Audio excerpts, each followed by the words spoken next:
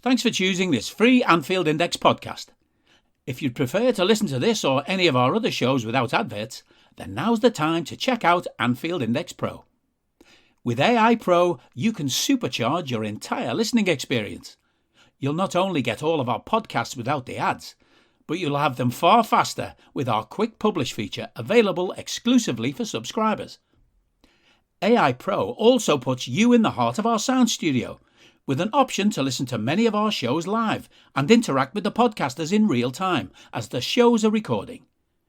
Upgrading couldn't be easier. AI Pro is available on all popular podcast platforms, and we have our own apps for Apple and Android. Just head on over to AnfieldIndexPro.com and get started today. Hello and welcome to the 7NWA channel.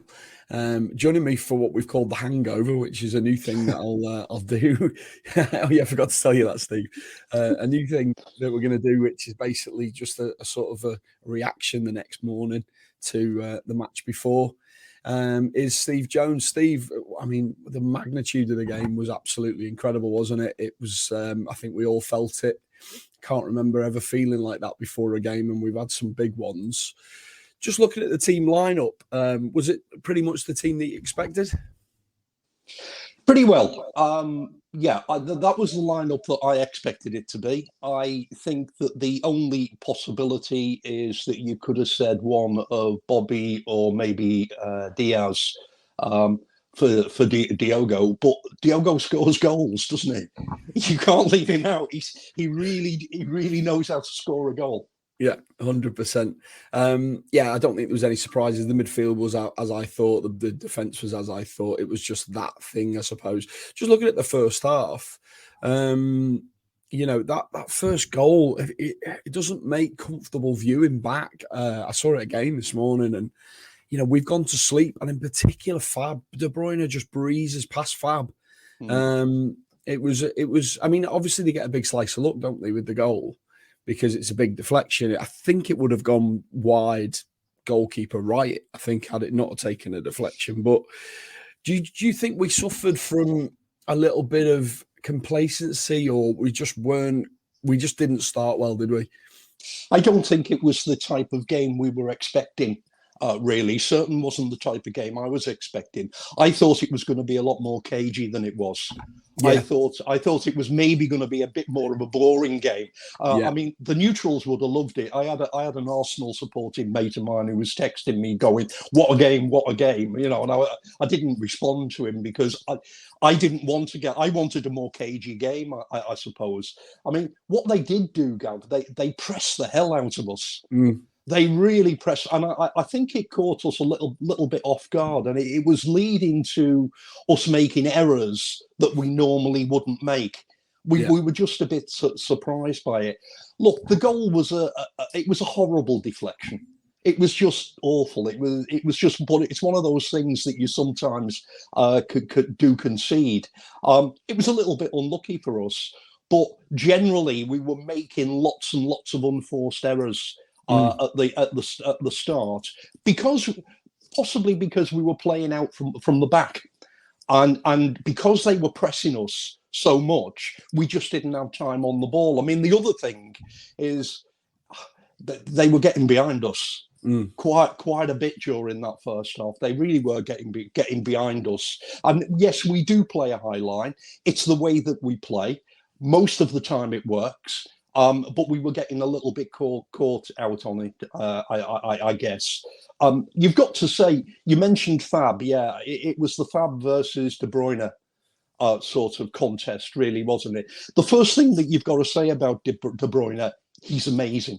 Yeah. He is some footballer. I mean, hey, what would we give to have him in our side? He is really, truly amazing. And in fairness, he won that battle with Fab yesterday. I think probably because I think so highly of Fab. I'm looking for reasons why Fab was off his game. Obviously, he had that little concussion scare at the back end of the Benfica game. He wondering whether they've kept that quiet, and I mean, I'm looking for conspiracy theories here, but they've kept it quiet, and he maybe wasn't fully on. But he, for him to be on that, particularly on that first goal. The guy just, we're walking when they take the free kick, number one. It's not just Fab, but we're walking. Then we react, which is a bit too late. Then we've actually got a chance of stopping De Bruyne, and he just breezes past Fab. And it was just so unlike Fab, you know what I mean? I suppose that's the thing. And it was a theme throughout the game. Like, there's a chance for them in the last minute where De Bruyne just breezes past Fab again. And, like you say, sometimes you have to just look at it and go, well, that's just really good play by the player. Yeah, and I think you have, Gav, because in this day and age, let's be absolutely clear on this. If there was any question of any lingering concussion, Fab wouldn't have been in the side. Yeah, not in this day and age, not with the medics and all, and the way that things are. So you've got to say that Fab had fully recovered from it. We respond pretty much straight away, Steve, with the Jota goal, and I just want to break it down, because it was a thing of absolute beauty.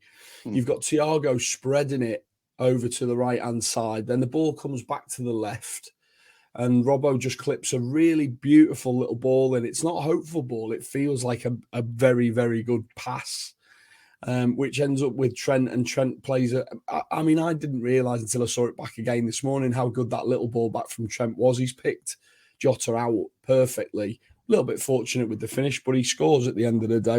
How did you see it? I think you're right. You can break that down, because it wasn't just the final pass that led to that goal. The first thing was Thiago's cross pass to Trent was a thing of absolute beauty. Yeah, it really was a thing of beauty. But then there was almost a second phase of play that came into it, I suppose, really. And then you've got Robbo picking the ball up there on that side, putting that ball over to Trent, who got to the back, right, and just sort of a leisurely little tap into Diogo. You've got to say that Edison really maybe should have done better. Yeah, we'd have been disappointed. Ali would have been disappointed to have conceded that, but who cares? It was really important. Yeah. Something else I wanted to bring up. I know on my agenda it's free kicks next, but the nervousness at the back was so uncharacteristic for us, and I saw Van Dijk looking like he was wobbling a little bit, which is unheard of. Matip certainly, Trent's first half was aside of the goal, which obviously that's one of the jobs he's there for. So you give him that, but he gave the ball away quite a lot, and you alluded to that as unforced errors. Even Ali was, there was a few little nervy moments with Ali where he was having one of his little sort of things where he thinks he's an outfield player again, which is fine. I've got no problem with that, because that's who he is. But in such a big game, it wasn't welcome while you were watching it, to be fair. What did you put that nervousness down to, Steve? I don't know. Maybe it was the occasion. Look, I texted my daughter before the game and said, "How are you?" And we swapped a couple of texts, and I said, this feels like a build-up to a Champions League final. Yeah. And that's how it felt. The game felt that important. And, the press had been going on about it all week as a title decider. I don't think it's a title decider, but we'll come on to that, no doubt. But there was an element of nervousness there. I think that I mentioned their pressing, particularly early doors. Their pressing did lead us to make those errors. If you think to their second goal, the Jesus goal, that started with, I think, an offside that we got. The Ali took the free kick for offside and then sort of did a little chip over the top and immediately put us back under pressure. Right. That's how it started, and that was indicative of the way I think that we were playing yesterday, and the fact that their pressing was really giving us a few problems. I think you're right. I suppose the spirit around my question is what's wrong with us, whereas we're so quick to do that thing where we go, well, it was down to us because that we would never. You almost don't want to admit that it's because of City's pressing, because that would mean that you have to admit that they're fantastic. But clearly they are a world-class side.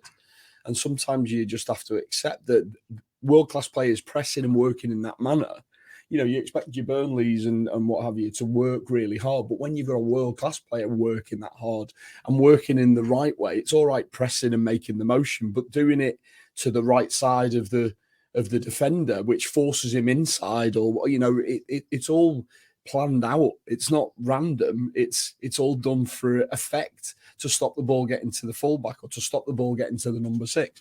So you have to give them that, I suppose. The free kicks were a particular concern, weren't they? The ball round the back and the sort of blind runner. And we had this with West Ham, I think, when we played them again. Yeah, we did. That high line has worked so well for us all season. We've caught loads of people out. I think we've got more people offside than any other team in the league. But they were clever to it, weren't they? And sometimes you watch it and the commentators have always annoy me a little bit because they're like, oh, it's this high line. Just dropped 5 yards deeper. Well, that's not the way we play, is it? And it's, again, like I've just said, and I'll reiterate it again, it's worked for us all season, that high line. So why would you change mid-game? But it was a source of anxiety for us in the game, wasn't it?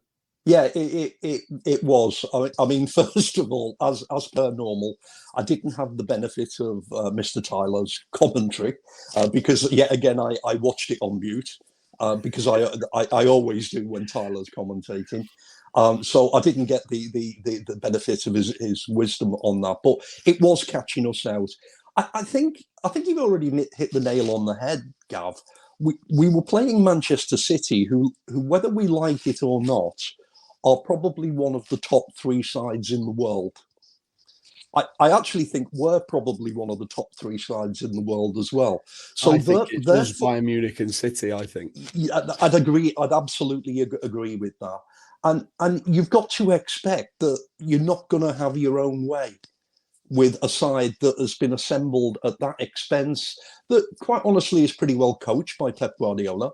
But let's be honest about it. So you've got to expect that at times maybe you're going to be a bit under the cosh. And certainly in the first half yesterday, we were a bit under the cosh. But there's positives we can take out of that game. We went behind twice in the game and came back from it. One, yeah. And I think that's really important because it shows the resilience.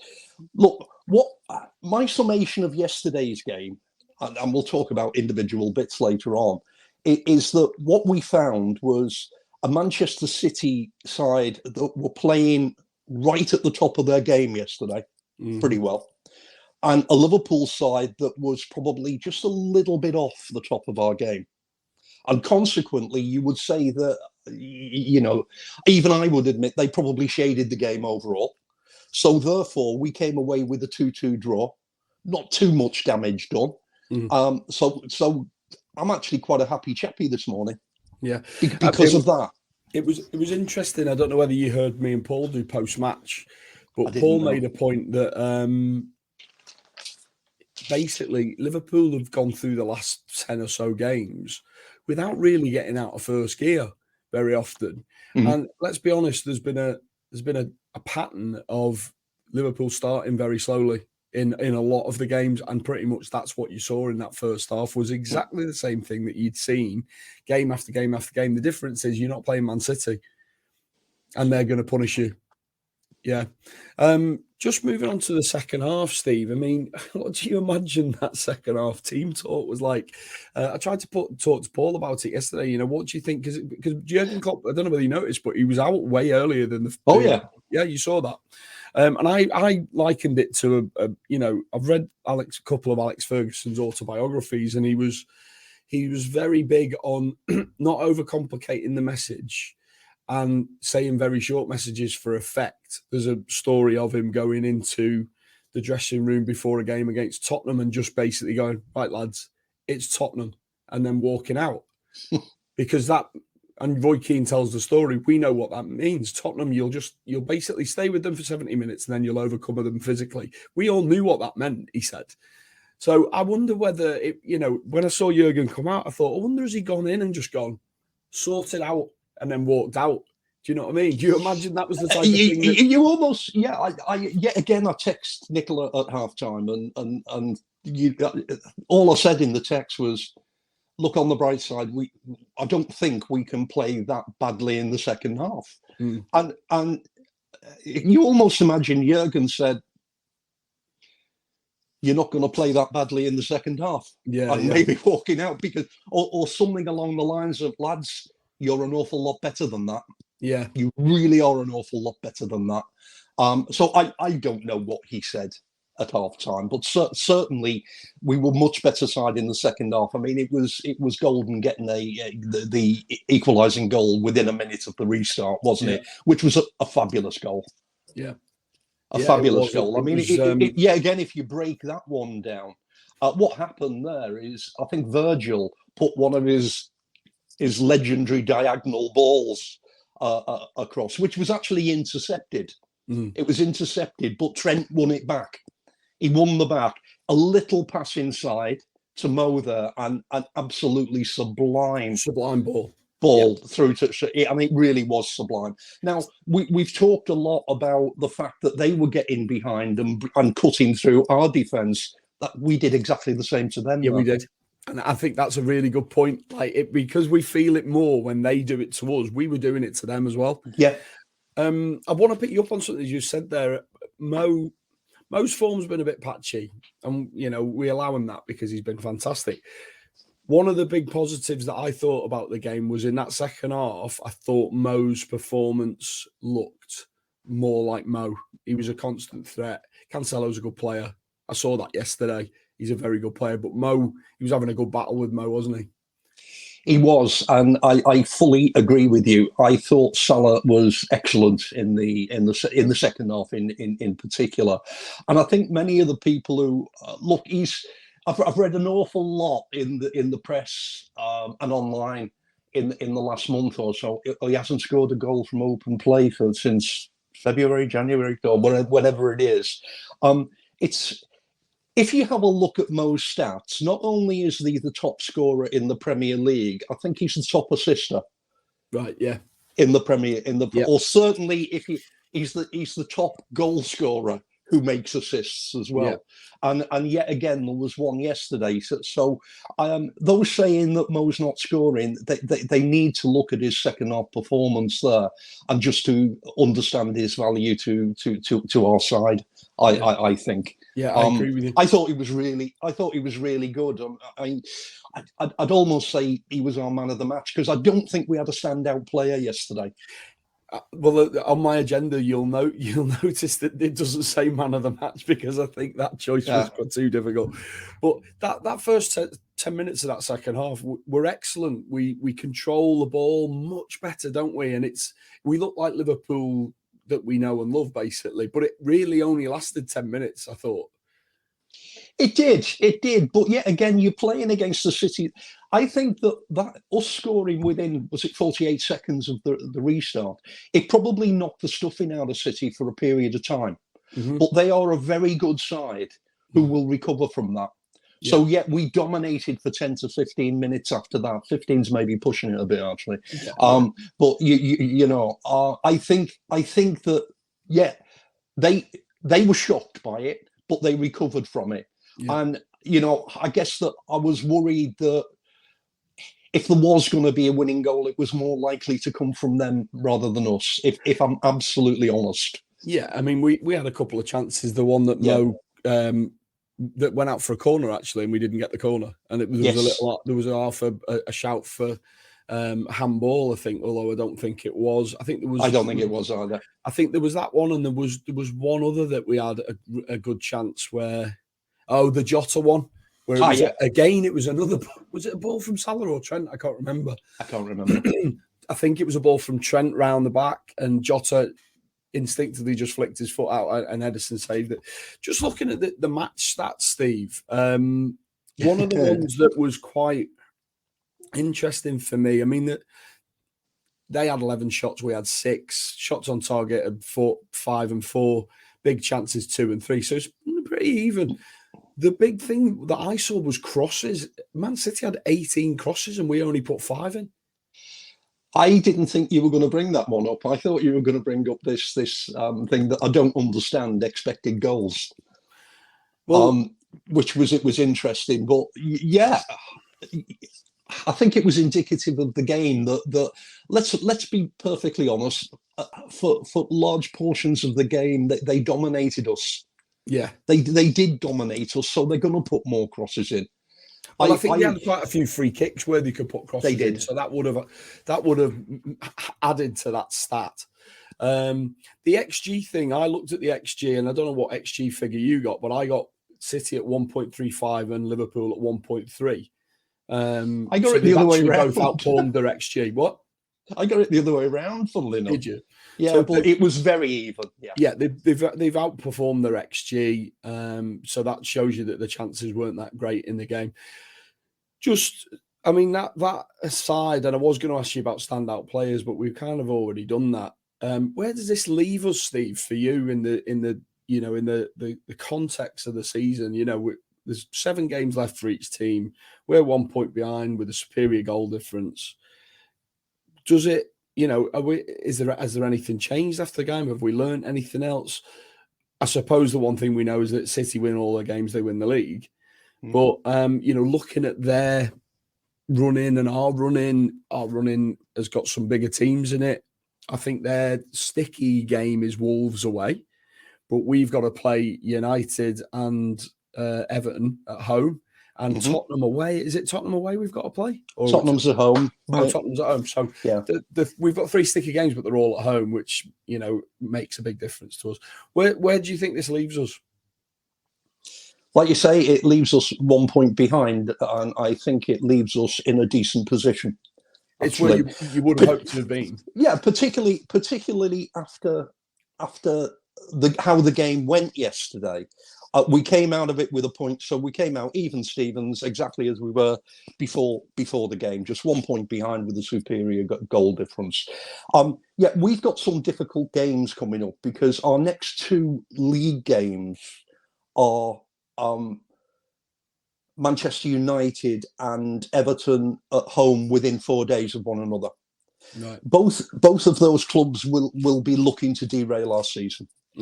So they're not going to be easy games. You would expect us to win them. I mean, particularly looking at the Man United performance against Everton on Saturday morning, which was abysmal. You would expect us to beat them. You would expect us to beat Everton, maybe, but they're not nailed on games. We've got to we've got to focus on them and get through those games. City have also got West Ham away, I think. Which is not an easy game to go there. The other thing that is good to point out is that on a previous podcast, Gav, I actually said if we're going to win the league, we have to win at the Etihad. I said that when I think we were 11 or 14 points adrift. Yeah.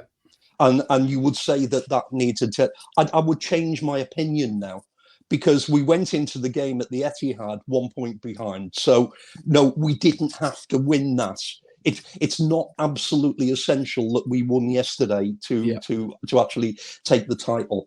I think the other interesting thing that I would point out is that if you look at current form, in the last 6 games, City have actually dropped points in 3 of the last 6 games they've played. We've dropped points in 1 game, which was yesterday's game. Yeah.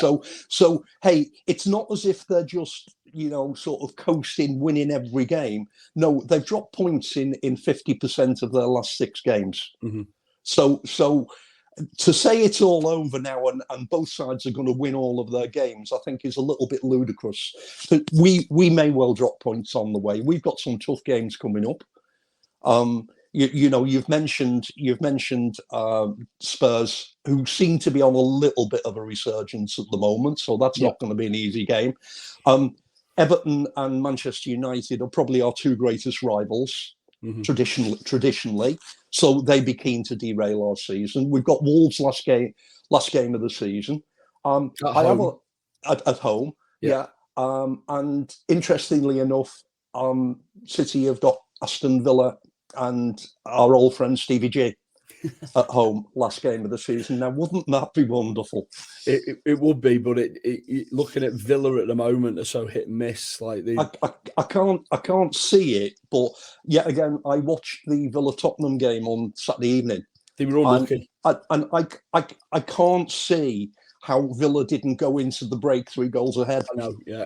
I really can't see. Which is why I said the hit and miss. It's very hit when and miss. When they put it together, they can do it. But yeah, I mean, it's tough as to go to City. But a nice little hit at the last game of the season would be a good one for us. But overall summation. Given that first half performance yesterday, let's be happy with the point that we got. Yeah. And we're 1 point behind, and there's 7 games to play. That's 21 points to play for. So let's enjoy this. Let's enjoy it. I can't say I enjoyed the game too much yesterday. It was just so tense. Yeah. No, brilliant, Steve. Oh, listen, thanks very much for your time. You're welcome, Good Gav. to chat to you as ever. And if you're watching this on YouTube, don't forget to hit the subscribe button, hit the like button, and hit the bell for notifications, guys. Thanks very much for watching. Steve, thanks for your time. Cheers. Cheers, mate. We hope you enjoyed listening to this Anfield Index show. Please be sure to subscribe to our channel so future podcasts find their way to your device automatically. There's nothing quite like fan engagement, and we'd love to know what you think of anything discussed on this show. The best way to get in touch is over on our free Discord community, where both podcasters and listeners debate the hottest LFC topics 24/7. Sign up free now at AnfieldIndex.com/Discord. You won't regret it. You can also follow us on Twitter at Anfield Index and find us on Facebook by searching for Anfield Index. Oh, and before you go, we'd love it if you could leave us a 5-star review on your favourite podcast app. It only takes a couple of seconds, and it means the world to the people who create these free shows.